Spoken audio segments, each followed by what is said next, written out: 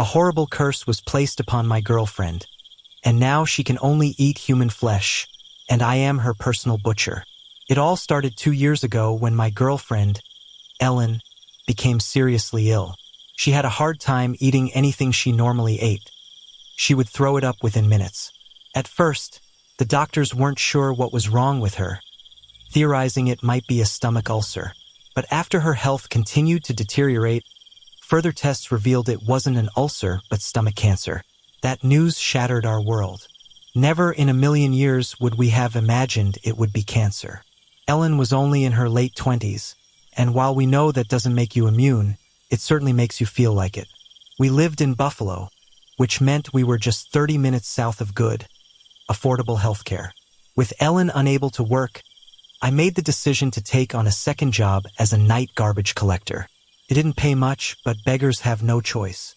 However, it was at that job that I met Eli Carson. Eli was a weird guy. He was barely 30, but easily looked to be in his 40s. He had a shaved head with a single rat-tail braid hanging down the back of his neck. His eyes were dark green, and he had a long, thick scar that ran from his right eyebrow across the bridge of his nose to his left cheek. The strangest thing about him, however, is that he grew up in a cult, some sort of spin-off of the Unification Church created by some more eccentric members. He told me he had been a member since birth and lived in a commune until he was 19 when he managed to escape. The stories he had about the cult made the night shift go by a lot faster. But it was when I told him about Ellen's situation that the funny stories turned serious. Due to his ties to the cult, he knew some pretty strange and out-of-the-ordinary people, and he put me in touch with someone who he claimed could cure Ellen 100%. Her name was Madame Arnia. Eli described her as the craziest mix of genius and psychopath he had ever met, saying she worshipped primordial gods and believed that H.P. Lovecraft was not a fiction writer but a prophet. However, she promised me that no matter how insane her beliefs were, no one else was better suited to help. Once, I got shot while on a date and was destined to be on crutches for 6 months, but she had me walking in no time. She claimed that although I doubted the veracity of the story, Ellen was quickly running out of options, and I couldn't live with myself if we didn't try everything we could. And if it turned out to be a hoax, it wouldn't change a thing about our current situation. That's for sure. Madame Arnia worked at a camp deep in a forest in the Niagara Gorge. The camp was set up to look like a circus, including a large tent. There were colored lights hanging all over the camp, connecting various tents and teepees scattered everywhere. In the left-hand corner, just off the big top, was a corral that contained some sheep, goats, cows, and horses. Madame Arnia's tent was situated at the back of the camp, guarded by 2 tall men dressed as jesters. However, instead of the colorful clothing they usually wore, they wore all black, with skull masks and vests made of bones, as well as black jester hats with little skull-shaped bells that jingled as they walked. Each one carried 4 black balloons and 1 white one. They led me into the tent, which, to my little surprise, was lit by multiple colored lights scattered across the ceiling. There was a strong smell of sage and lavender incense, and the floor was covered in hay that crunched underfoot as you walked. I assumed that Madame would be an old woman covered in warts. Although she turned out to be very different, when she removed her cloak, she revealed an incredibly beautiful woman with a pale face covered in freckles, bright yellow eyes, and a tattoo of a small black spider around her right eye. The sides of her head were shaved, with her jet black hair on top combed up into a pompadour with a dyed white stripe. Each of her fingers was covered in gold and adorned with gems. She had the letters H and P tattooed on the back of her hands, respectively. "Samuel, I suppose," she said as she stood up, looking at me with her yellow eyes as if she would like to see through my soul. "Yes, although most call me Sam," I replied as I pulled the wicker chair under the table to sit properly. "Sam, I understand that your dear Ellen has been struck down by a horrible disease," she replied as she picked up a small black satin bag from the floor and placed it on the table, with the glass inside clinking as she did so. "Yes, stomach cancer. We have tried everything we can afford, but nothing has worked, and I don't know how much longer she has to live," I explained, biting my lip.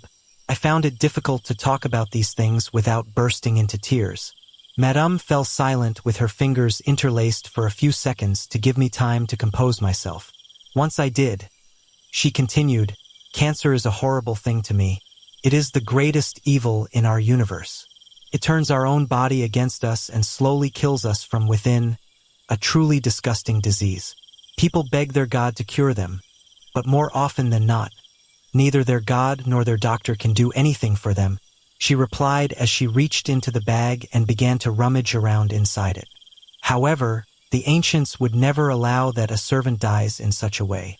After searching for a while, she finally pulled out a glass vial with a cardboard stopper on top. The vial was filled with a crimson-red substance that spun around inside the glass. Madame Arnia placed the vial in my hand and then, with her hand, closed mine over the vial. She held my hand in hers and looked into my eyes again. I made this mixture especially for Ellen. You must drink this as soon as possible and then rest. It will cure all your ills and strengthen your stomach in no time. I don't know if it was her confidence or my desire for her to be right, or maybe a mixture of both, but at that moment, I completely believed Madame Arachnia. This was going to work. Thank you so much. How much do I owe you? I asked her as I pulled an envelope from my jacket containing $3,000. All my savings. Oh, the monetary benefit means little to me. Ellen's return to health will be of use to my gods. Appeasing them means far more to me than any piece of paper that has been assigned an arbitrary value, replied Madame Arnia as she raised her hand and gestured for her to put the money away. There were many warning signs on my trip to the camp, but this one should have been the eldest. No one does anything for free, whether it be money or not. They somehow expect to be rewarded for what they have done. However, at the time, I didn't think about that. I just thought that Madame was a saint, doing good deeds in the name of a misplaced belief in fictional gods. How wrong I was. The first 4 days after Ellen drank, the potion were no different than usual, and I began to believe that we had fallen for a ridiculous scam. I was angry with myself for having fallen for such a false cure, and was even angrier for having put Ellen through more stress by giving her hopes up again for nothing. However, on the 5th day, things changed for the better. Ellen woke up and seemed to be much better than before. She had regained the color in her face and was full of energy. Her beautiful smile lit up each of her rosy cheeks that morning when she woke me up to tell me how good she felt. I couldn't believe my eyes when I saw how well Lucia was. If it weren't for the weight loss, no one would have believed she was a cancer patient. However, the good feelings didn't last as she immediately vomited when she tried eating some toast I had made for her.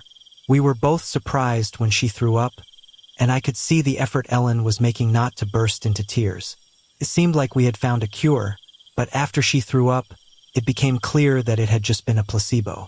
We decided to go to the doctor for a checkup, hoping that the potion had fought off some of the cancer, maybe not enough to bring back her appetite, but enough to give her some energy and give us a chance. However, when the results came back, the doctors were stunned. The cancer had completely disappeared. There was no trace of it. The doctors couldn't believe their eyes. Ellen was in shock. It only came out of it when I hugged her. "I'm alive," she said before starting to cry, as I held her tightly in my arms. The doctors informed us that Ellen's vomiting when eating was probably her body adjusting to regular food again, and that it would soon be back to normal. They told us that Ellen's condition was miraculous, and they had never seen anything like it before. We were overjoyed and couldn't believe our luck. It was as if a dark cloud had lifted, and we were finally free from the grip of cancer. However, our relief was short-lived. Ellen's condition took a turn for the worse. She began to experience an insatiable hunger, but not for any normal food. To our horror, we discovered that the only thing she could keep down was human flesh. It was then that we realized the price of Madame Arnia's cure was far more sinister than we could have ever imagined. We were faced with an impossible choice. Either let Ellen starve, or become complicit in murder to keep her alive. Desperate and out of options, we chose the latter. I became Ellen's personal butcher, hunting down those who deserved to die, justifying our actions by the belief that we were ridding the world of evil. Each kill was a nightmare. I would scour the darkest corners of society, seeking out predators and criminals. I became skilled at luring them into my trap, using my knowledge of their twisted desires against them. I would stalk them, study their routines, and wait for the perfect moment to strike. The process of preparing the flesh was gruesome and dehumanizing. I had to remove the head, hands, and feet parts that Ellen couldn't bear to consume. The eyes, however, she would drink blended into a milkshake. I would cook the flesh carefully, ensuring it was tender and palatable, despite the horror of what I was doing. Over time, Ellen and I became trapped in this web of horror and despair. We lived in constant fear of being discovered, but also with the dread of what would happen if I couldn't continue to provide for her. We had become beings that even we didn't recognize, and it was getting harder and harder to remember what life was like before Madame Arnia cursed us. At night, when I tried to sleep, I would see the faces of those I had killed to feed Ellen. I would wake up in a cold sweat, feeling the weight of each life I had taken crushing me in the darkness.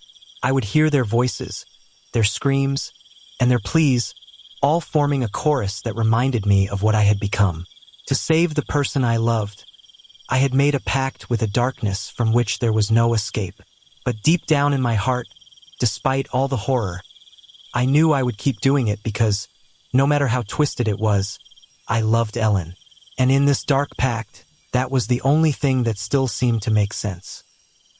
If you're enjoying the video, please subscribe the channel for future videos, and like and share with your friends.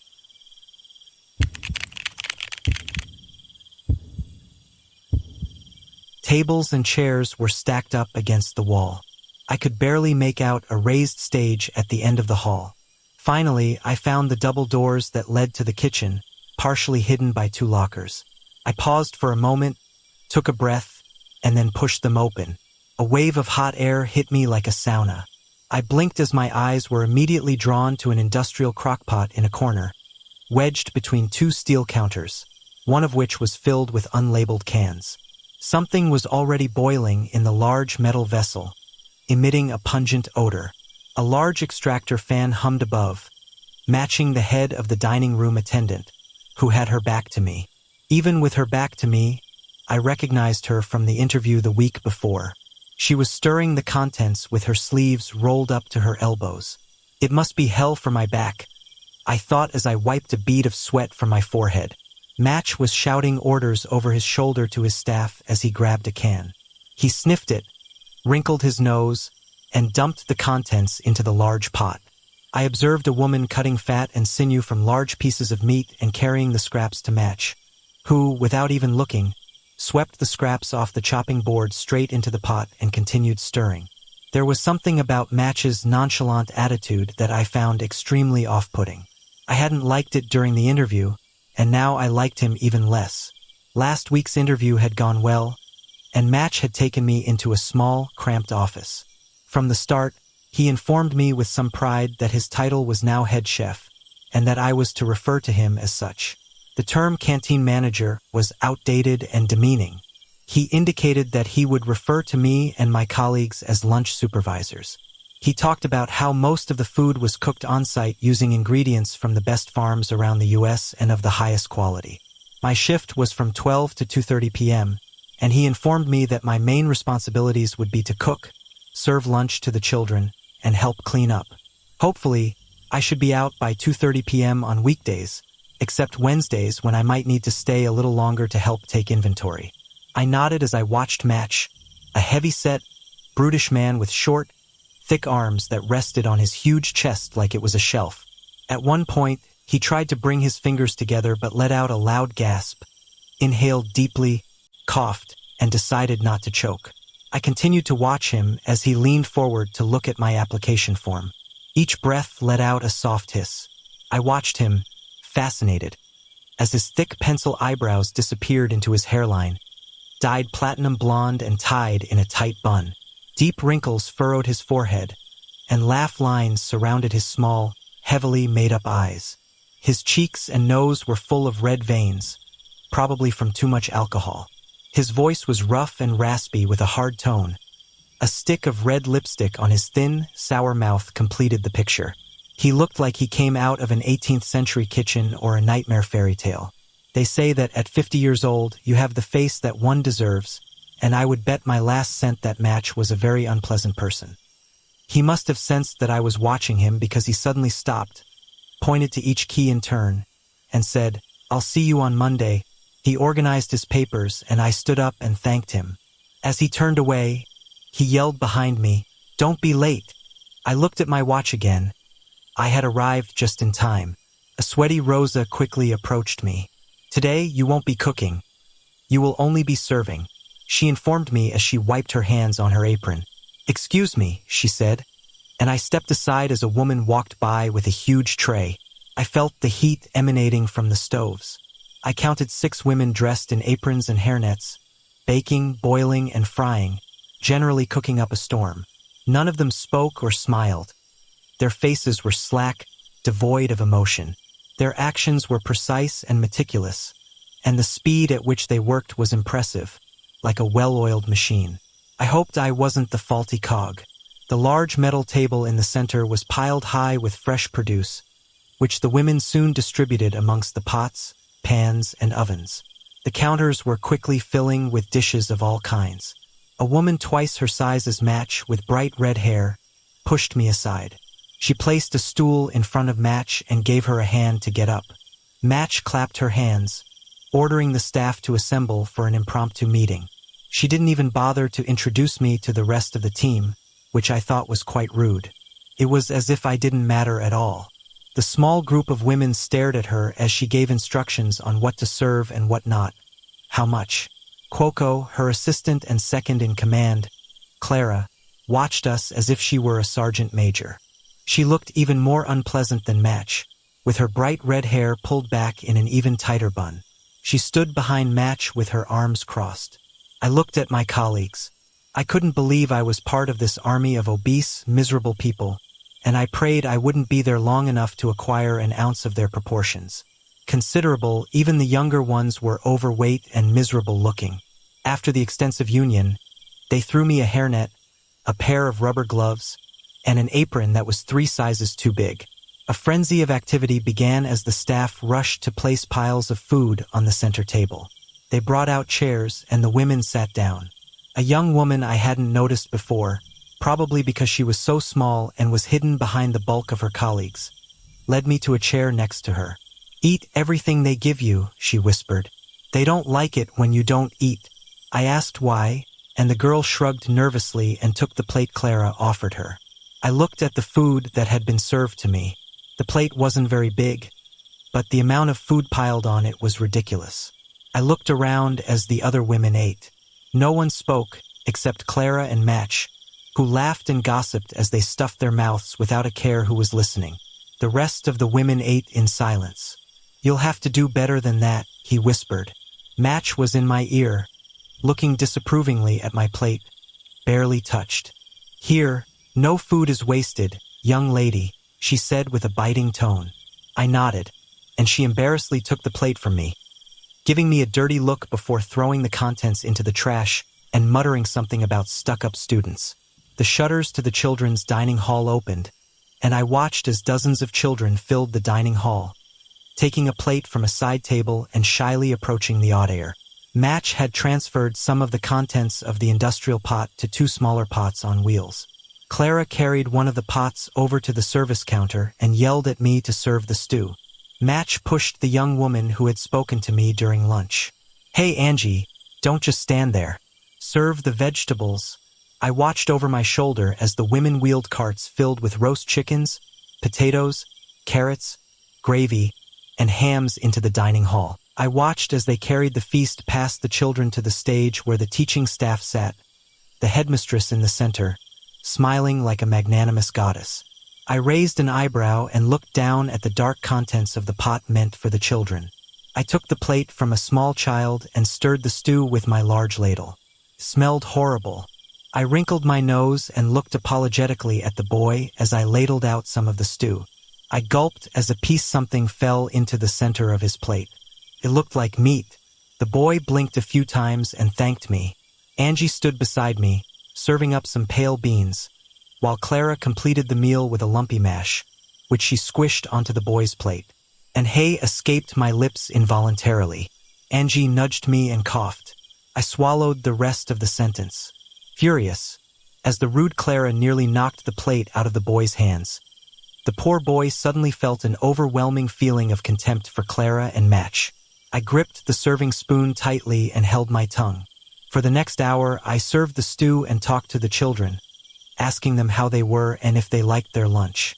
Match pulled me aside after my turn and warned me bluntly that you don't talk to brats. You feed them, and that was it.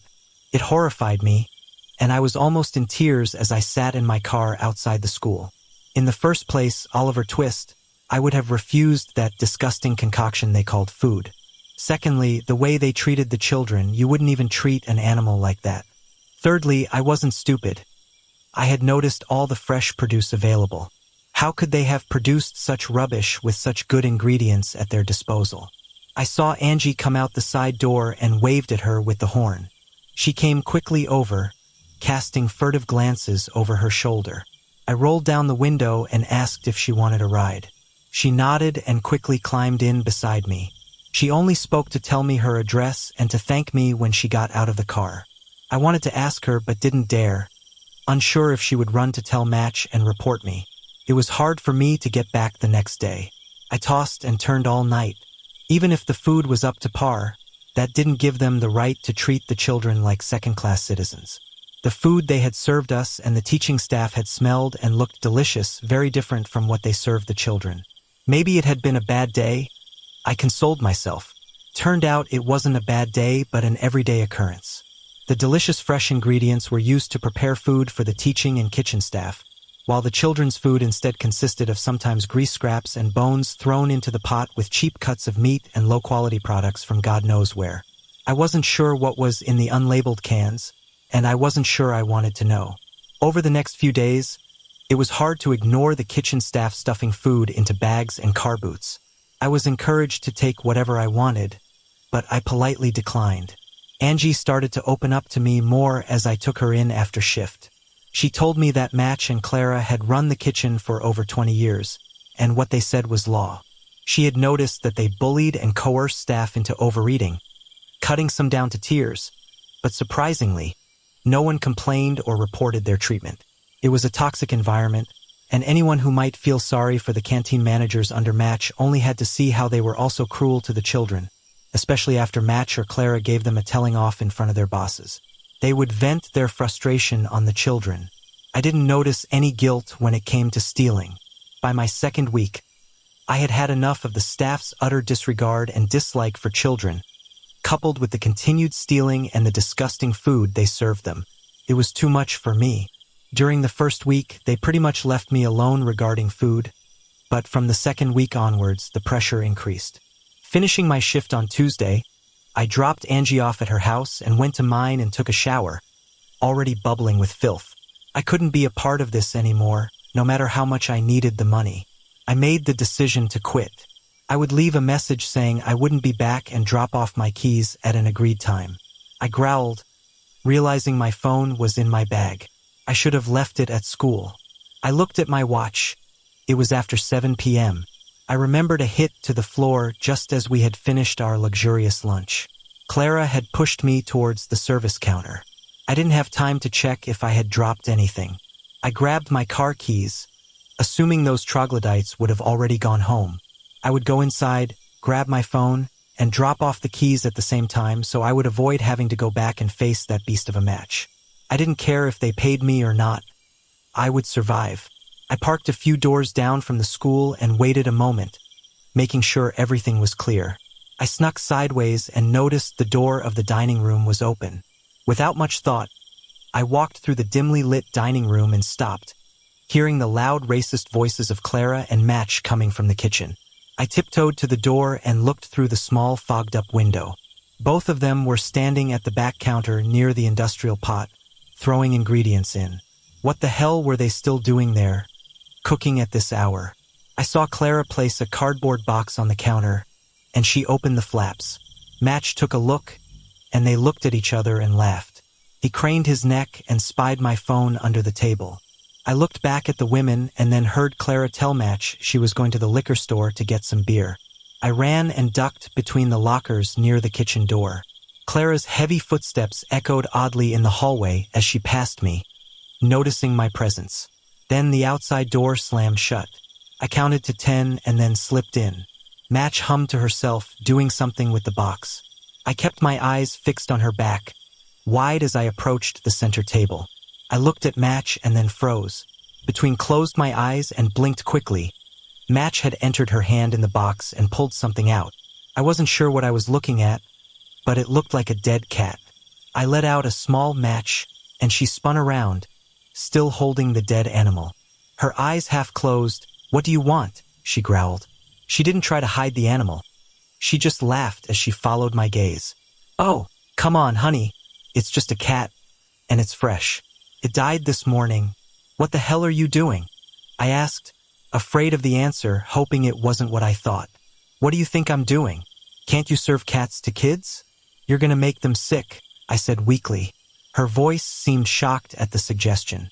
Her cheeks took on an even deeper shade of red, and her eyes widened. "I assure you, I'm the best at what I do. Everything I cook is top quality." She turned back to the counter. "They've eaten everything for years, and not one brat has ever gotten sick from my food." "Are you crazy?" I yelled at her. She seemed baffled. "I'm going to call the police." "Go ahead. What do you think you've been serving kids?" She looked at me, resting her fat hand on her huge hip, and threw her head back, laughing. "Everyone here will be involved. Each one of you, even Smart Trousers." She pointed a stubby finger towards the ceiling, and I assumed she meant the headmistress. Yeah, herself, sitting in her nice office, pocketing thousands of pounds of the food budget over the years. "So go ahead," she went on in a wheezing voice. "You've been serving this to the kids, stealing and eating the rest." I pointed at the bubbling pot. "So go on." She raised the butcher's knife. I grabbed her hand, but she pushed me away with a jerk of her hips, and I flew off, landing hard on my shoulder. I watched in horror as she threw the dead cat on the counter and brought the knife down with a slam. I winced at the crunch as the knife cut through bone and sinew. The head flew off the table and landed near mine. I yelped as it landed beside me. She threw her head back and laughed at my reaction. "For fuck's sake, loads of people eat cats, dogs, and rats all over the world. Get over it," she muttered as she began to skin the animal. I felt nauseous as she gutted it, and I threw everything into the boiling liquid. "You've lost your mind," I yelled at her. She moved between the counter and the pot, throwing rotten-looking vegetables and potatoes. I thought of the children as I staggered to my feet, swimming as she staggered, eyes wide with terror as she fell backwards into Britain's biggest pot, or so she presumed. She screamed, and with a huge splash, her head and torso disappeared into the huge industrial pot. "My God!" I screamed as an explosion of liquid erupted from the pot. Match's arms appeared, whipping around in the hot liquid, then reaching up to the sky as if pleading for help. But like a drowning woman, she got nothing. Flesh and other debris slipped from her arms back into the pot. She wasn't sure if those bits were flesh she'd already thrown in or her skin peeling off in the boiling liquid. She kept trying to grab something in the air. Her hands twitched and grabbed onto the edges of the pot but quickly retracted. It was overflowing and dripping onto the pristine floor, her pride and joy. All she could do was run from the boiling liquid as her wobbly legs hit the side of the pot. Covered my ears. When the banging intensified, it seemed like there was no way it was going to stop. Never, tong, tong, tong. I dropped to my knees in absolute terror. Great bubbles rose and burst, spraying droplets down the walls and floor. The churning slowed and stopped, and like a gentle tide after a storm, the overflow ceased. The only sound remaining was a drip of the stew onto the floor. I buried my face in my hands. It had all happened so fast. I could still see the shock on her face. The unbridled fear as I fell backwards continued to replay in my mind. When the silence was interrupted by the soft, bubbling sound of the cauldron, I lifted my head and stood up, grabbing onto the table for support, craning my neck, staring into the murky depths. Beyond Match's legs, trying to ignore them, a wave of stew erupted, surprising me as it rose and bubbled over the edges. As the epicenter continued to rise like a volcano, I was so terrified it took me a minute to realize it was Match, still clinging to life, sitting up suddenly and staring at me. I screamed and backed away as her head swayed from side to side, making a guttural sound and gurgling, being pieces in all directions. It seemed desperately searching for a way out of her boiling hell. I curled up behind the table, unable to stand. My legs turned to jelly. Large clumps of hair broke away from her scalp and slid down her face, falling into the pottage. I began to cry as she continued to gurgle and choke. I sobbed in terror as the half-cooked match slid back into the pot, and like the Titanic, sank. Her torso disappeared with one last bubbling and gurgling. I had only come back for my phone and to drop off my keys, and somehow, I ended up killing the mess lady. Who the hell kills a mess lady? I was completely beside myself. I sat cross-legged, shaking, swaying. The match apron inflated, covering much of the contents of the pot. I looked at her fat legs and then noticed her black spandex underwear. The normality of her underwear contrasting with the ridiculous image of her legs sticking out of the huge bubbling pot made me burst into hysterical laughter, like it was a bad comedy skit. Then I noticed the smell, and it didn't even smell that bad. In fact, it smelled a lot better than the crap they fed kids. I almost choked from laughing so hard. Eventually, the laughter turned to dull gasps of terror and anguish at the complete absurd horror of her death. I closed my eyes, and all I could see was her purple blistered, blind face, swollen beyond recognition. I staggered over to the sink and started throwing up.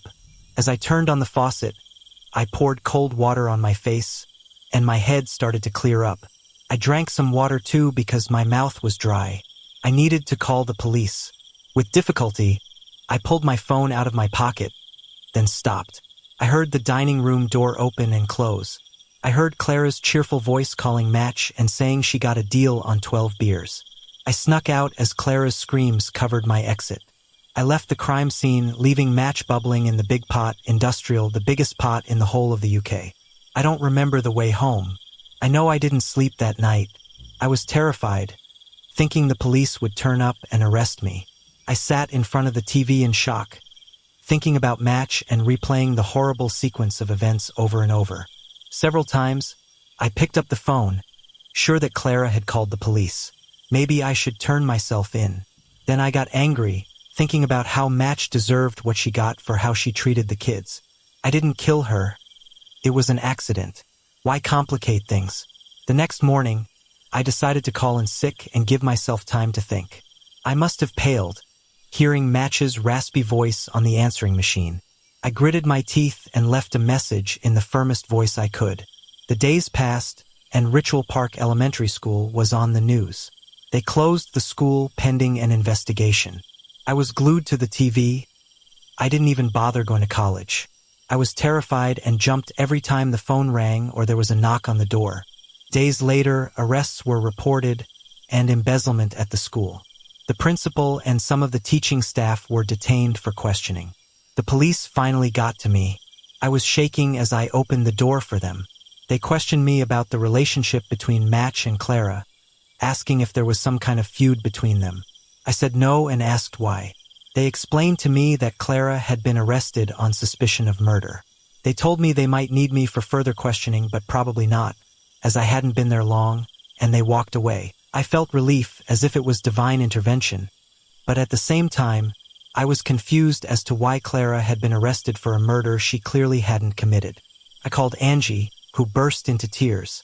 I managed to calm her down, and she explained to me that Clara had denied having anything to do with Match's death. I could barely understand what she was saying as she sobbed on the phone.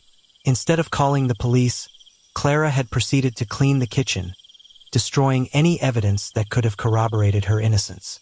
Match, I asked, trying to keep my voice as calm as possible. Angie burst into tears again. It took her several minutes to compose herself to continue talking. She finally told me the worst part.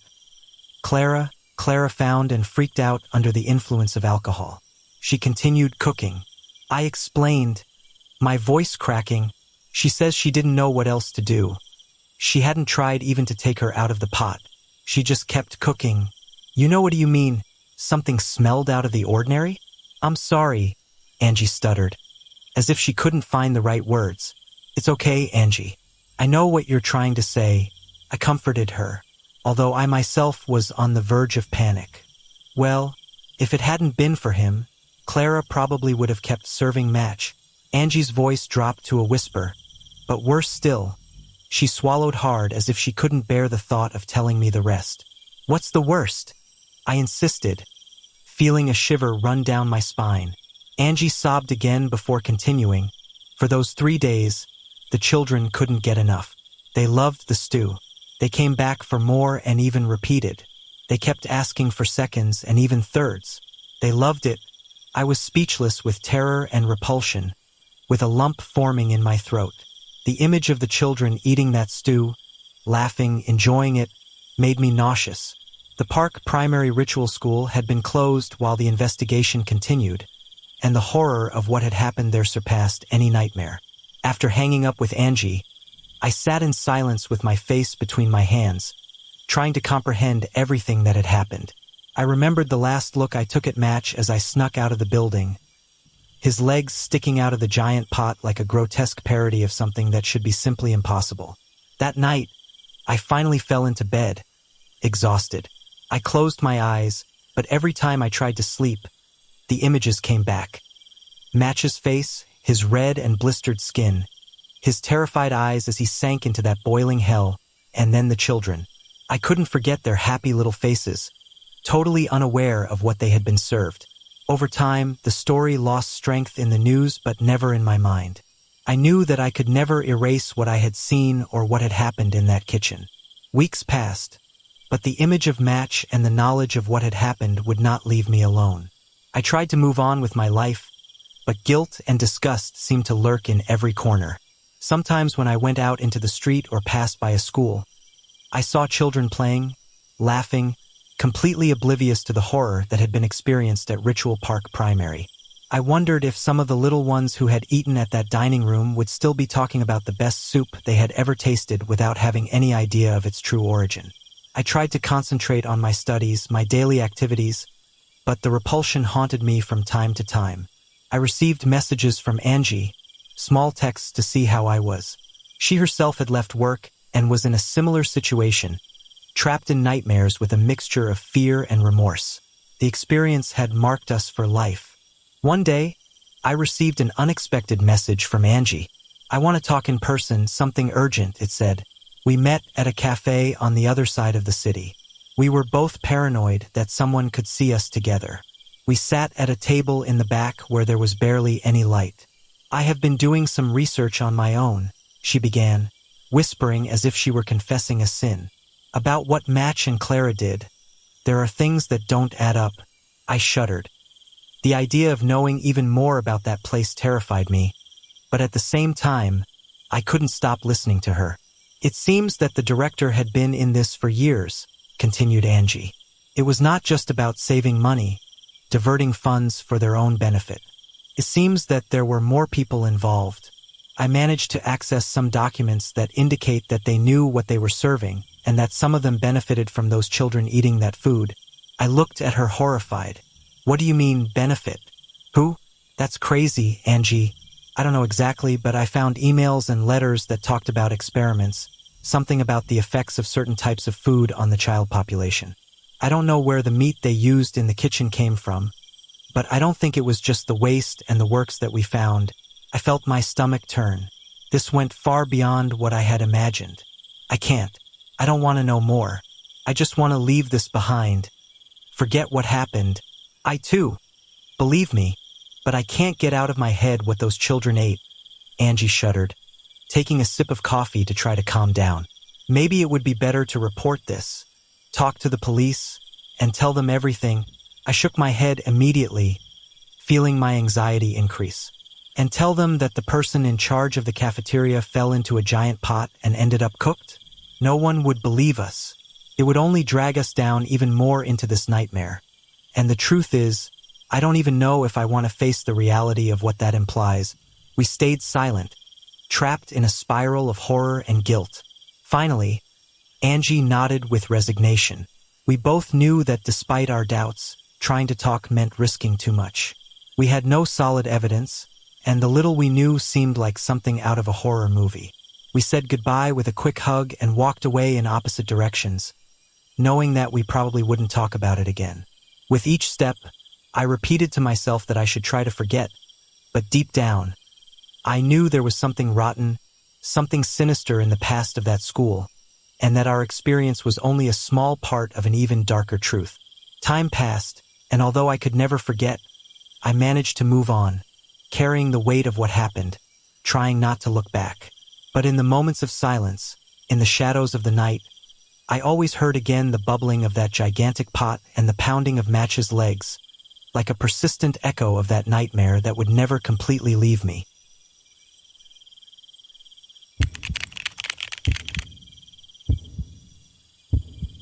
I used to live in Florida, and during the summer it was always awfully hot.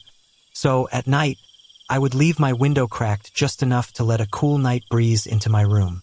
I decided to stay up late playing some old games on Steam. I went to bed at 3:13 in the morning since I had nothing better to do. My window is right to the right of my desk, and it has no sheer curtains that barely cover the glass. I always felt watched, even if I was not in range of the window. I would beg my parents to put up blinds or at least thicker curtains, but they said they would do it next month. That was 3 months ago. Anyways, I was just about to fall asleep when I heard footsteps right outside my window. Then I heard heavy breathing, like someone had run 5 miles and was catching their breath. I was sweating cold and had tears in my eyes. While my parents were sleeping soundly, I knew I couldn't wake them up since they were at the end of the hall and my room is at the beginning of it. I covered myself from head to toe with the blankets, so all I saw was darkness and the tiny lights of my computer. I think that was what pulled the thing outside my window. I could see a figure outside peeking through the window. I didn't know what to do. I had no weapons or any kind of way to defend myself. I thought that would be the end of me when I heard the window slide open, poked its head out. I didn't know what it was, but it had dry, dead skin. It looked like it was 100 years old, all wrinkled. It had a smile that stretched from ear to ear, literally. Its skin must have torn apart. Its smile was so wide it showed sharp yellow teeth, and it smelled like raw meat. I threw up in my mouth, stuck its head out, and ran away quickly. I closed the window, locked it, and covered the window with the curtains. Although that didn't help much, it came back running just as fast as it did and just stared at me intently. I could see its face more clearly, and it had no eyes, just black holes like emptiness. Came even closer and started banging hard on the window. I knew the window wouldn't hold, and I didn't know what to do. I just stood there like an idiot, watching the thing was about to break through my window and eat me or something. I ran out of my room, but I wasn't fast enough. It broke the window, grabbed my leg, and bit me hard. I screamed so loud I must have woken up the whole neighborhood. My dad came running and saw me being bitten by the midnight creature. He kicked it in the head, and it jerked back, then ran out the window. I was crying and moaning from the pain of the bite on my leg. It bit me so hard it went all the way to the bone. The flesh was torn, and blood was splattering everywhere. My dad tied a rag around my leg and rushed us to the hospital. The police came a few days later when I started to heal. They interviewed me and my dad, the usual. Then I remembered, as I lay in the hospital bed, there was a cannibal killer on the loose. They said he had escaped from a foreign mental hospital for the insane or something, and I think I could have been a victim if it wasn't for my dad. My parents fixed the window and put up blinds, but luckily, they never stayed in that house again. That was 6 years ago, and now I'm about to go to college. It still haunts me to this day, and they never caught it. Never leave your windows open, or you will be left with one less leg.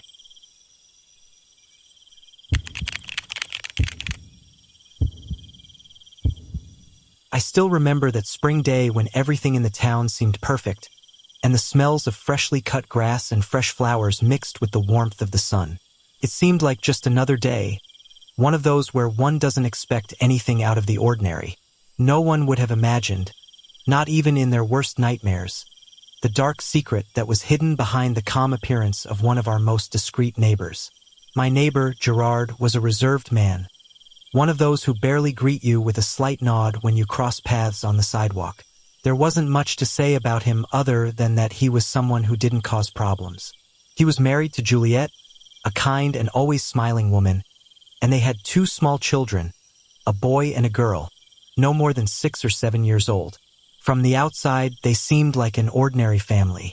A family with whom, for some reason, we had always kept a distance, which at that moment didn't seem out of place. I remember the surprise we all felt when suddenly Gerard began to tell us that his family had decided to move to Europe. It wasn't something common in our town. It was a quiet place where people normally stayed their whole lives from one day to the next. Gerard started talking about a new beginning in Europe, although he didn't specify which country they were moving to or why. He said that Juliet had wanted to try her luck there, that the children needed a change of air, and that he would join them after a few months. Supposedly, he was going to stay alone in the house to take care of some work matters before leaving. No one thought it strange at first. Many commented with laughter that Gerard would be forced to manage on his own, that he would learn to cook and wash his own clothes. The funny thing was that there was never a real goodbye. Juliet and the children simply disappeared one morning without a word of goodbye, without a family reunion. Not even Juliet's closest friends saw her leave. It was Gerard who casually told us that his family had already left on an early morning flight, that everything had been very fast. Although I was not very close to Gerard, something worried me about that hurried goodbye. There was something in the way he told it, something that I now see as a warning sign, but that at that time I barely noticed. He smiled when he talked about Juliet's departure, his family, but it was a tense smile, almost as if he was faking it. Most in the town saw it as a small change, a parenthesis in their routine life. But what nobody knew was that this disappearance hid an unimaginable horror. A few days passed, and the town began to prepare for the Day of Spring, an annual celebration that took place in the main square.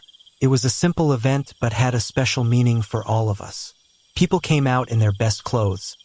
Children ran around laughing, and the air was filled with music, games, and laughter. And of course, the aroma of food was part of the experience. That afternoon, Gerard appeared in the square with a large empanada stand. It was strange to see him participating so actively because he had never been one of those who collaborated in the town festivities. He had a large wooden table, and on it, boxes and boxes full of homemade empanadas. I remember that he looked strangely excited, more animated than usual, almost as if that empanada stand was the only thing that mattered to him. He even joked with me when I approached, telling me that he had made so many that if nobody bought them, he would end up eating empanadas until next year. The empanadas of Gerard became the feeling of the festival. People tried them and came back for more, commenting that they had a unique flavor. I, like everyone else, also fell into temptation and decided to try one.